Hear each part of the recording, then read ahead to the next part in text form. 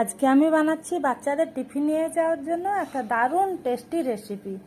বাচ্চাদের টিফিন বা কোথাও ঘুরতে নেওয়ার জন্য এই রেসিপিটা খুবই ভালো, কেননা কাটারও ঝামেলা নয়, গোটা গোটা এক একটা খেতেও অনেক ভালো, স্পঞ্জি আর টেস্টি।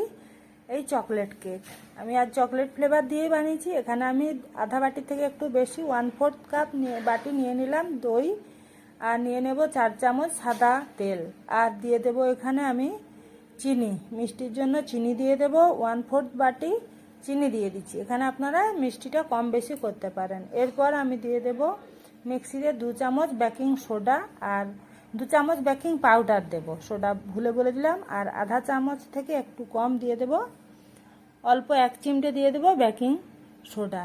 তারপর মিক্সিতে দিয়ে একটা স্মুথ পেস্ট তৈরি করে নেব। এরপর আমি বাটারটাকে একটা জায়গাতে পাত্রতে ঢেলে দিয়ে ওখানে আমি নিয়ে নেব 2 বাটি নিয়ে নেব ময়দা। আমি এখানে 1 চামচ ভ্যানিলা দিয়ে দিলাম, আর 3 চামচ চকলেট ফ্লেভার করার জন্য কোকো পাউডার দিয়ে দিলাম 3 চামচ।